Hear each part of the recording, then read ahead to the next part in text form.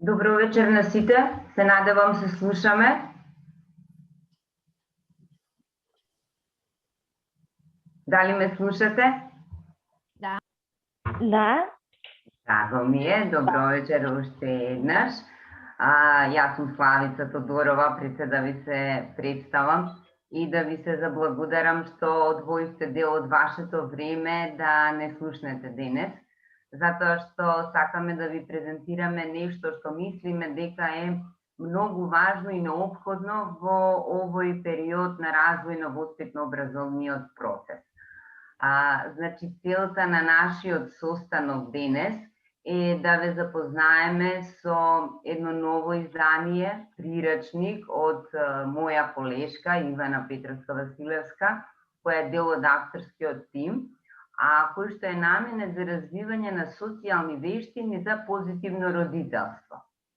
Сега, лично и јас сметам дека нема потреба некој да ме учи како да бидам родител, тоа некако природно би требало да доаѓа, но сепак верувам дека сите сме се нашли во ситуација кога едноставно не знаеме што да правиме со детето, значи со нашите родени деца, а уште повеќе ако сме и наставници, па имаме обврска да бидеме мајки, родители и на други деца, кои што треба да се грижиме исто како да се наши. Затоа сметам дека ова ќе биде од голема корист за секој што ќе може да го прочита и да слушне за овој прирачник, затоа што ќе најдете некои практични насоки.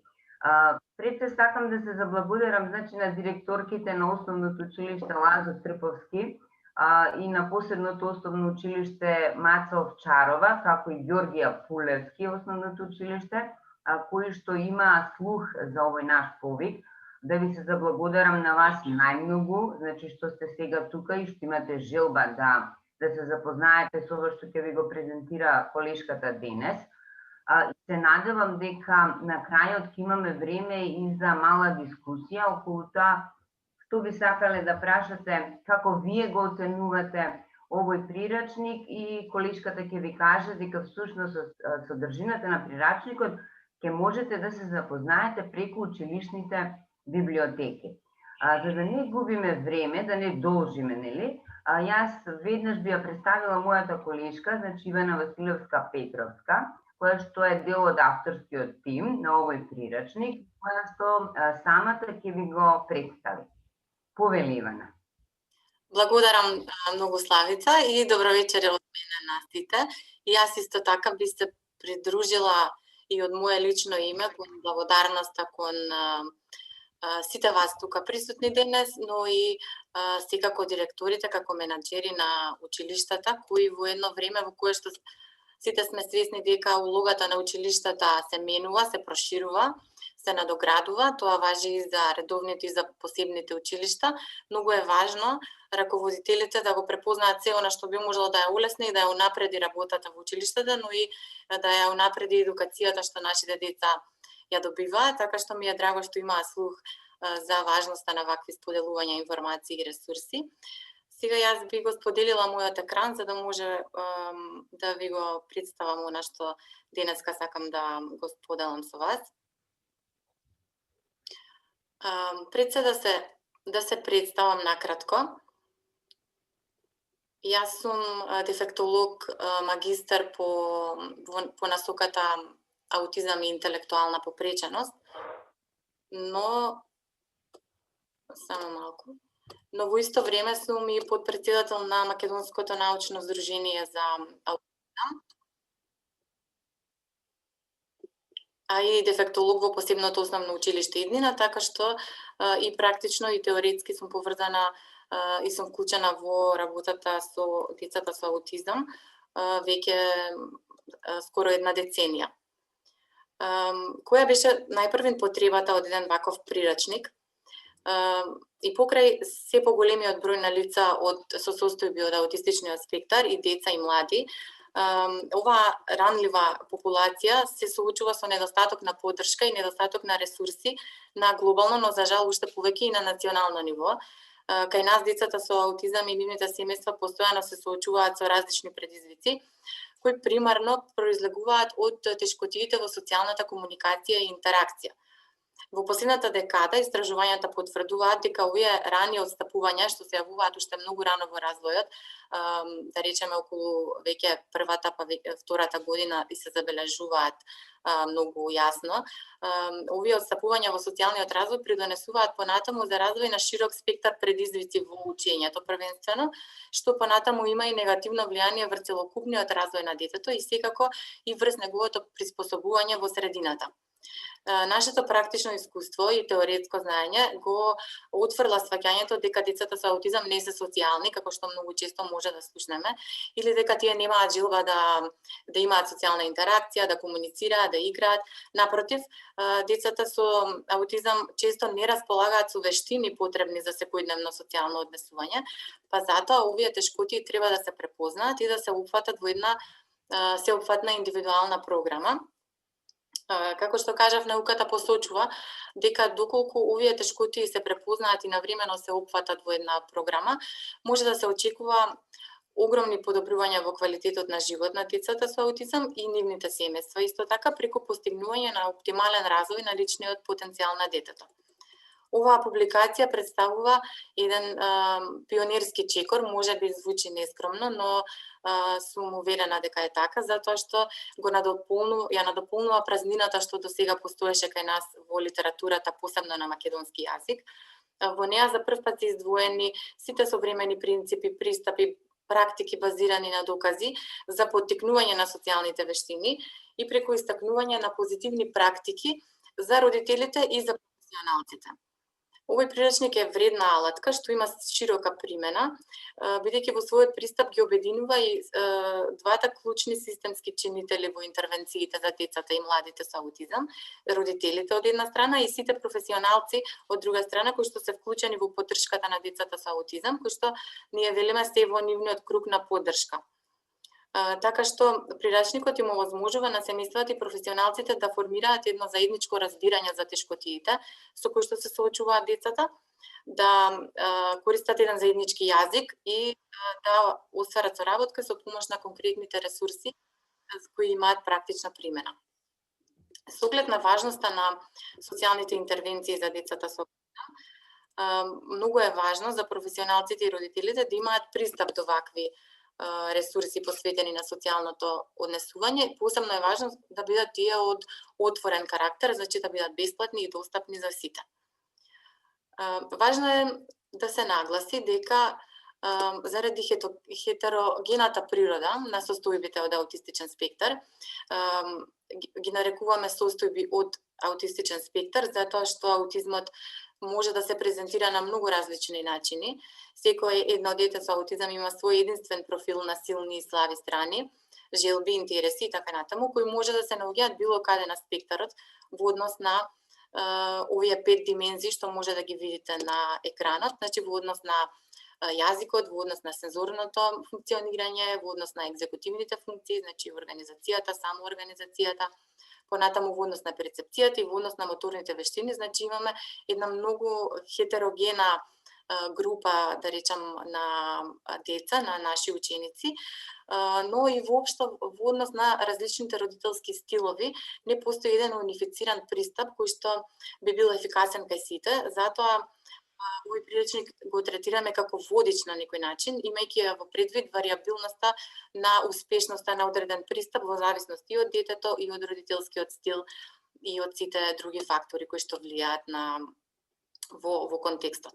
Сепак принципите што тука се опишани може да имаат широка примена и да им бидат од корисна семејства и деца со состојби од аутистичен спектар, затоа што веруваме дека може да користи на различни профили професионалци во поддршката, од наставници, специјални едукатори, рехабилитатори, логопеди, психолози, педагози, понатаму и вработените во градинките, социјалните работници, сега во поново време и многу важната улога што имаат личните и образовните асистенти, како и сите идни професионалци кои што ќе се занимаваат со оваа област. Морам да нагласам дека приречникот беше подготвен во рамки на проектот Програма за социјални вештини и позитивно родителство, кој што го реализиравме во партнерство со Канцеларијата на УНИЦЕФ во Скопје, го реализираше Македонското научно здружение за аутизам и беше поддржан од амбасадата на Обединетото кралство и од владата на Велика Британија. Овој приречник е достапен на македонски, албански и англиски јазик. Како што кажа Славица, ќе се потрудиме да биде достапен во библиотеките на сите училишта, чии што представници сте овде со нас вечерва присутни, така што ќе биде достапен и во тврда копија, но во исто време може да се пристапи и до електронската верзија на прирачникот. Линкот би ви го испратила во чат на крајот на оваа презентација, за да може и самите да видите зашто станува збор вечерва. Што точно може да се најде во овој приречник, ќе ви прикажам само за момент.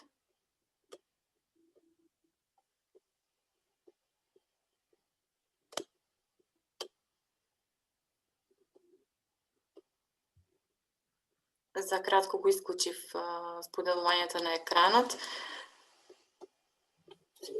за да можам да го додадам и прирачникот.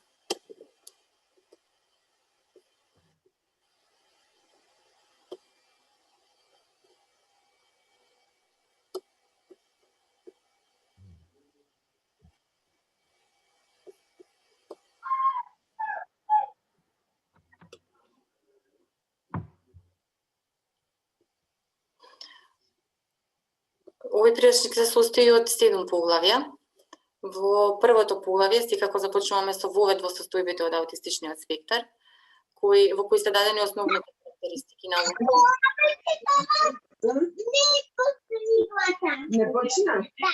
Ќе ве замолам само за да може да се слушнеме подобро, да ги исклучите вашите микрофони. Воведот ги дава основните карактеристики на оваа состојба и морам да нагласам дека беше подготвена од страна на професорот доктор Владимир Трајковски, кој што е и првиот автор на овој приречник. Понатаму, второто поглавје се однесува на социјалните предизвици кај состојбите од аутистичен спектар и ги опишува развојните аспекти на социјалните вештини и социјалната комуникација, како и најчестите предизвици со кои се соочуваат децата со аутизам. Ова е неопходно за да може да ги разбереме причините поради кои децата се соочуваат со предизвици од социјален карактер. Мора да го разбереме и типичниот развој на социјално-комуникацијските способности, кои што инаку сите ние ги земаме здраво за готово. Тука спаѓаат развој на основните вештини за социјална комуникација, кои се база за понатамошниот социјален развој, понатаму невербалната социјална комуникација, имитацијата, развој на пософистицираните социјални вештини, понатаму голямо внимание е посветено на играта, потоа развој на вештините за комуникација, разбирање на говорот, јазикот, комуникацијата и комуникативните функции на однесувањето кај децата со аутизам во делот однесувањето и комуникација, понатаму јазикот кај состојбите од аутистичен спектар, понатаму разбирањето врзано за контекст, тешкоти во разбирање на апстрактните концепти, буквално разбирање на рецептивниот говор, ехолалија, вербални ритуали и сите, значи со тоа се опфатени сите предизвици во јазикот кај децата со аутизам. Понатаму на следниот слайд, третото поглавје се однесува на проценка и планирање на интервенција за развој на социјалните вештини. Се дадени насоки за проценка на социјокомуникацијските вештини и една рамка за планирање на интервенцијата. И тоа дадени се насоки за избор и соодветна примена на инструментот за проценка и инвентар на социјокомуникацијски вештини, каде што конкретно и експлицитно се формулирани оние вештини кои детето треба да ги развие за да постигне така наречена социјална компетентност. Освен за проценка, овој дел може да послужи многу добро и за формирање на индивидуални цели во индивидуалниот образовен план на детето со аутизам, а кои ќе се однесуваат на некоја од вештините. Понатаму, во додатоците на крајот од прирачникот се поместен еден преглед на инструменти за проценка на различни аспекти на социјалните вештини, но исто така, доколку има заинтересирани, јас би можела да го споделам и формуларот за проценка кој што ние самите го користевме, кој што е базиран на проценка прилагодена на македонски јазик. која што не се наоѓа во прирачникот заради тоа што, нели, знаете, авторските содржините со авторски права се навистина скапи да се добие дозвола да се испечатат. Така што но тие се, нели, слободни, отворени за користење практично во нашата секојдневна работа, така што ако има некој заинтересиран може да го остави својот мејл во чатот и јас ќе се погрижам да му испратам и копија од формуларот за проценка кој може да се користи за добивање информации за формулирање на целите во евентуално индивидуалниот образовен план или во интервенцијата за развој на социјални вештини кај учениците со аутизам. Понатаму, овде исто така е посветено внимание и на една рамка за планирање на интервенција за развој на социјалните вештини, која што е корисна за формулирање на цели, но и за планирање на активности понатаму, или за планирање на сеопфатна интервенција, како што кажав. И овде е посветено поголемо внимание на одредување на приоритетните потреби кои што се вметнуваат во интервенцијата, формулирање на јасни, специфични и мерливи цели и дадена рамка за развој на основни вештини.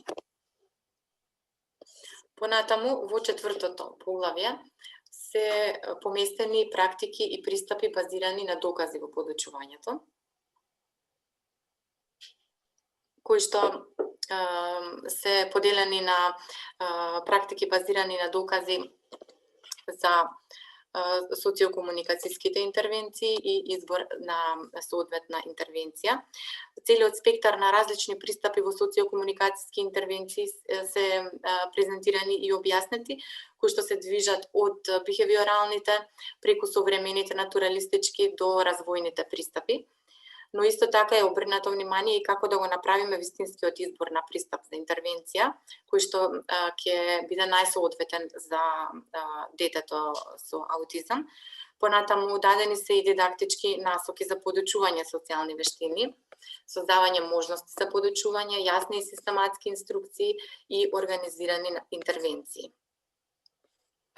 Понатаму во петото поглавје може да се најдат и сите видови на поддршка за зајакнување на социјалните вештини. Ова поглавје според мене може би најзначајното во кое се објаснети различните видови на поддршка што ни се нас како професионалци достапни, но и достапни на родителите, кои што се потребни за вклучување на детето во средината без разлика дали е тоа училницата или домот, односно како да се адаптира средината за да се поттикне разбирање и самостојност кај детето, за да се овозможат услови за учење на социјални вештини и развој на социјалните компетенции. Овде е обрнато внимание на трите видови на поддршка, од организацијска поддршка, која што вклучува организирање на опкружувањето и физичката средина, означување на улови во просторот, поставување граници и Нема завршиш правила. Јас ќе ве замолам уште еднаш да ги исклучите микрофоните, за да сите да слушаат подобро. Понатаму воспоставување правила и процедури и рутини, што се многу значајни за децата со аутизам. Потоа од категоријата социјална поддршка се дадени различните видови на визуелна поддршка што се користат во поттикнување на социјалното разбирање и социјалните вештини. Значи видови визуелна поддршка, комуникацијска поддршка, исто така и поддршка за однесувањето, односно за менаџирање на предизвикувачкото однесување, разбирање на однесувањето и управување со предизвикувачкото однесување, кое што понекогаш може да биде навистина предизвик и за родителите и за професионалците. Големо внимание е посветено на практични алатки за поддршка на детето, кои се и со посебни илустрации илустрирани, но и конкретни примери од праксата, кои верувам дека ќе му бидат од голема корист на секој читател на овој прирачник, без разлика дали е родител или професионалец. Како тоа конкретно изгледа, ќе ви покажам за кратко. Се надевам дека го гледате следниот екран. Во петото поглавје ќе ги погледнеме само на кратко за илустрација, а ќе можете подоцна и преку вашите библиотеки да го разгледате прирачникот, а и да си превземете електронска верзија од истиот. Например, од организацијската поддршка се обработени многу важните означување на делови во просторот, поставување граници и поставување етикети. Еве на илустрацијата е прикажан работен систем во насока од десно на лево, односно системот на структурирано подучување што се користи кај учениците со аутизам. Само ќе ве замолам да ми потврди некој дали ја гледате илустрацијата. Да. Добро, благодарам. Понатаму, како би можел да се организира просторот и дома и во училницата за да се организираат така наречени катчиња, кои што имаат јасна намена, јасна цел, за да му се поедностави на детето со аутизам разбирањето на просторот и она што се очекува од него да прави во тој простор. Например, одделување на дел за игра, дел за работа, дел за гледање телевизија и така натаму. Понатаму организирање на просторот со етикети и со подсебни оддели, организирање на просторот, означување на просторот за работа, да речеме во училиште, кога се работи на една заедничка маса или во домот, каде што секој би имал свое место на масата за јадење. Понатаму се обработени и правилата, процедурите и рутините кои што се воспоставуваат со помош на визуелна поддршка, како на пример овој визуелен постер за правила на однесување во тоалетот. Исто така низ целиот прирачник дадени се делови од практични примери од секојдневниот живот и од секојдневната работа, кои што може да бидат многу корисни. Тоа се овие делови означени со жолто и се однесуваат, ги илустрираат подобро сите различни и објаснети во овој дел. Понатаму организирање на околината за поддршка на социјалните вештини, организирање на околината за поддршка на играта и активности во слободното време, организирање на Извини малку. Ај врати се, ако не да прочитаме еден пример. Може? Малку врати се погоре. Секако ќе го прочитам следниот пример. Ајде, договорено. Понатаму сакав да ги покажам и распоредите кои што може да бидат од различен вид, со помош на сликички, со помош на визуелни предмети и така натаму. Распоредот кој што се однесува на рутини различни во секојдневниот живот во училиштето или во домот.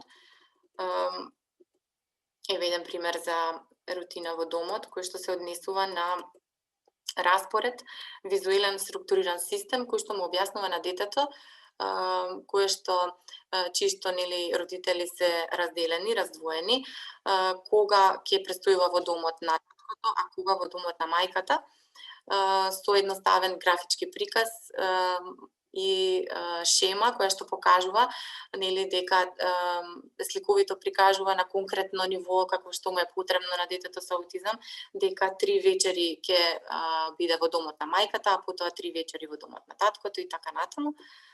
Тоа е само еден пример на најразлични животни ситуации кои што се соочуваме секојдневно и кои што мораме да најдеме начин да ги објасниме на ниво на кое што децата со аутизам учат и разбираат. Понатаму од делот на социјална поддршка и визуелната поддршка што се користи во насока на поттикнување на социјалните вештини се дадени различни техники и видови на социјални распореди. Например, еве би го прочитала овој приказ на случај за употреба на визуелен распоред. Вели Рубенс не беше заинтересиран да го следи распоредот за часови. Тој сака тркачки автомобили, па за него секоја активност во текот на денот е ставена на слика од тркачка кола. Неговиот распоред е во вид на тркачка патека, со почетна линија и со финиш или цел. Сега Рубенс го следи распоредот затоа што едва и чека да го постави следниот автомобил на патеката. Многу често во обуките кои што ги организираме, презентациите што ги држиме, напоменуваме дека е многу важно да се искористат интересите на децата, затоа што тие ни се еден еден портал кон привлекување на нивното внимание, добивање на нивното внимание и правење на работите кои што ги представуваме за нив значајни и да имаат смисла. Па еве ова е илустрацијата од еден таков распоред на активности. Се надевам дека може, еве ќе го зголемам за подобро да се види. Активностите во денот се представени визуелно со помош на сликички и се поставени на илустрација од тркачки автомобил, така што и се поставени на самата тркачка патека, така што детето кога ќе изработи првата активност, на пример овде во случајот еве имаме една количка со броеви што го означува часот по математика, да речеме, кога ќе заврши со активноста по математика може да ја извади активноста од лентата нумерирана со редоследот на активности и да ја постави на тркачката патека и со завршување на сите активности предвидени за тој ден или за тој час може да ги постави сите колички на патеката. На тој начин се користи интересот на детето, неговите обсесии, да кажам на некој начин, за да му се привлече внимание кон она што треба да се сработи на часот. Понатаму користењето на социјални картички, кои што имаат широка примена со учениците со аутизам. Например, е овој приказен случај. Ученикот Бојан има образовен асистент во инклузивната училница, кој често го поттикнува со користење на картички. Например, неговиот асистент пишува клучни зборови на таблата за визуелно да го упати Бојан за време на групните дискусии. Со овие тивки потсетници, вниманието на Бојан во групните активности се зголемува. Друга картичка што се користи со Бојан е знакот стоп или оди, што е поставен на вратата од училницата. Пред да се воведе картичката, Бојан често пати излегувал од училницата за да го види аквариумот за риби во библиотеката. Бојан сега знае со помош на знакот кога е во ред да ја напушти училницата, тоест кога е прикажано оди на вратата, а кога не е во ред, кога знакот на вратата гласи стоп. Покрај тоа, знаците стоп и оди се користат во училницата за да се означи кои активности се достапни или недостапни за употреба за ученикот. Понатаму посветен е еден дел на социјалните приказни, кои што исто така исклучително многу се користат за развој на социјалните вештини, за поттикнување на социјалните компетенции и за полесно снаоѓање на децата со аутизам во социјални ситуации. Например, оваа социјална приказна која што е илустрирана, но и е наративно објаснета во жолтиот дел, која што се однесува на употреба на крената рака. Во групните активности, например, ученикот знае кога треба да крене рака, но се вознемирува доколку не дојде неговиот ред. Една кратка едноставна приказна за емоциите, направена за ученикот, кој што тој и неговиот едукатор секојдневно ја читаат како подготовка и вежба, а задолжително ја повторуваат по секое вознемирување кое што се случува заради тоа што ученикот кренал рака, а не дошол на ред. Или не можеме понекогаш да им дадеме збор на сите ученици на еден ист час и во една активност. Едукаторот на Танер, кој што не е вистинско име на ученикот, вербално го поттикнува во групните активности, користејќи ги истите зборови од приказната. Постепено тој почнува да ги користи и самите зборови од приказната, за да се самиот да се смири себе си кога е вознемирен. Бидејќи во приказната се дава упатство, понекогаш ќе дојдам на ред, понекогаш не, јас можам да останам смирен, тој и самиот ги научува зборовите од приказната и ги користи како говор сам на себе, за да може да сам себе да се регулира и да ги регулира собствените чувства кога се соочува со фрустрација, кога нема да дојде на ред да зборува. Еве и графички е илустрирана таква социјална приказна. Не би навлегувала во деталите за социјалните приказни, може да се прочита подетално во овој дел на прирачникот. Понатаму се посветено е еден дел и на видеомоделирањето, кое што како метод кој што користи и компјутерска технологија, може е доста актуелен во последно време. Понатаму социјо-бихевиоралните постери кои што се користат, тоа се оние визуелни помагала што може да се постават на ѕид, кои што може да им помогнат на учениците и во организацијската поддршка, и во поставувањето на правила, процедури и рутини, но и во социјалната поддршка. Например, еден едноставен постер кој што покажува дека во таа просторија или во тој период кога е поставен постерот е време за тивка работа, може многу да промени во однесувањето на учениците со аутизам, во смисла на тоа дека може да ги потсети дека сега не е момент за зборување гласно или дека е време за тивка индивидуална работа. Понатаму поддршка за саморегулацијата.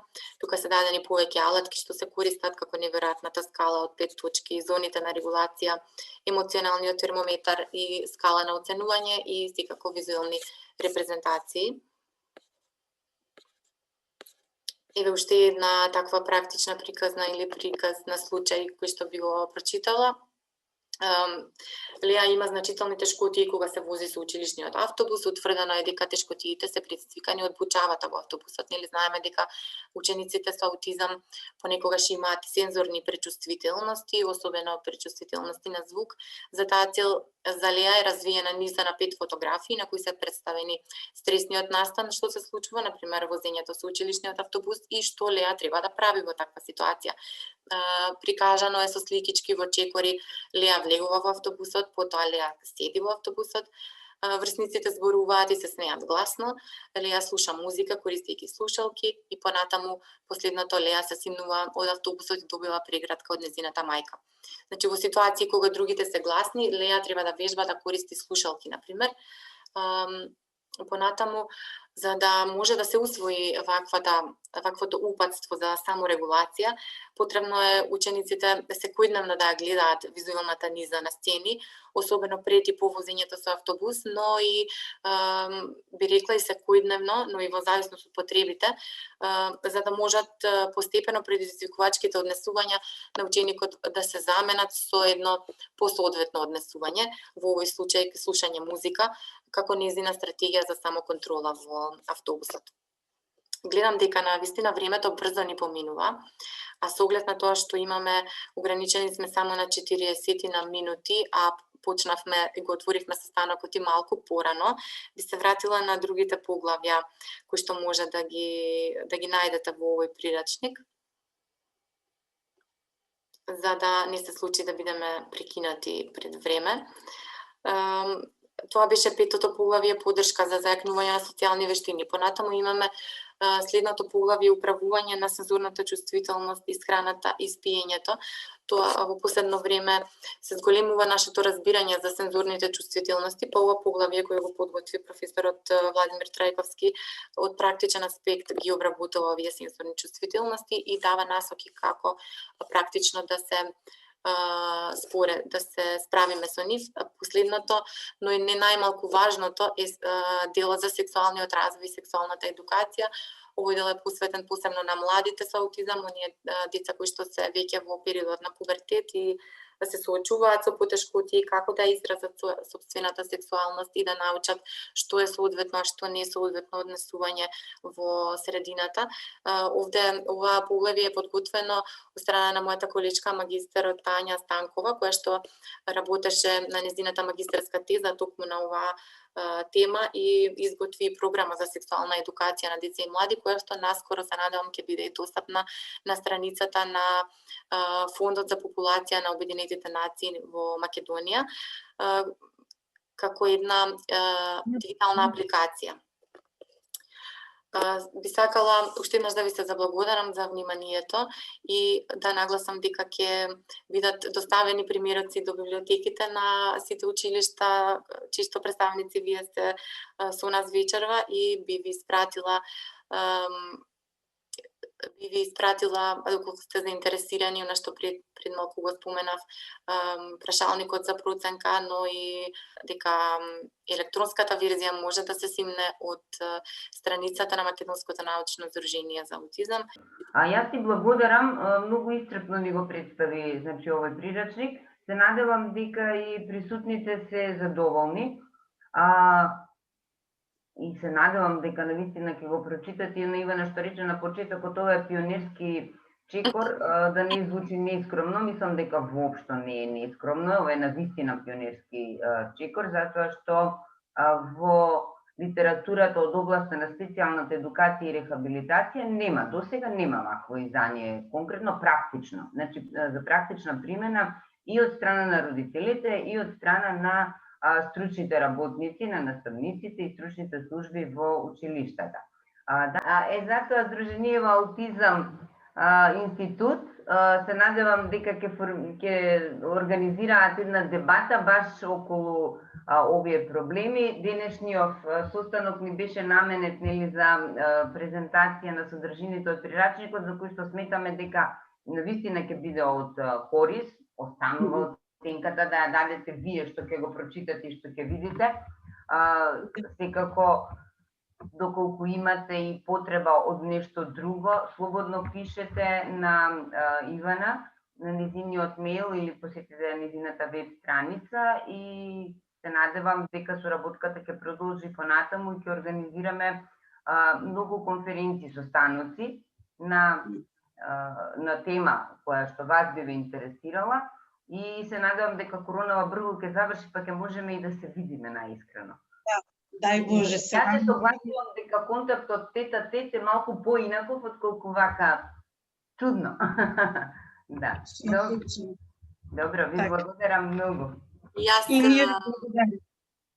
исто така ви благодарам и што се вклучивте, што го споделивте вашето искуство и морам да забележам дека ми е многу драго и да гледам дека имаме сега 32 учесници. Започнавме со многу помалку, но уште еднаш еве благодарност што го издвоивте вашето време. Сега на вашето прашање само кратко, секако тоа е тешко е да се сумира се во волку кратко време, но се надевам во прирачникот ќе најдете практични упатства.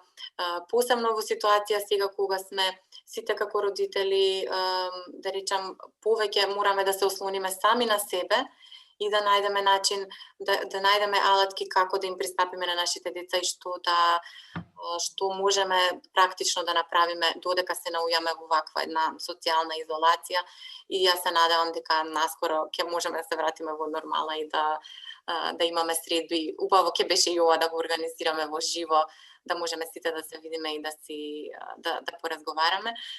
За конкретни прашања или било какви консултации, може слободно да ми пишете на Facebook страната која што ја споделив.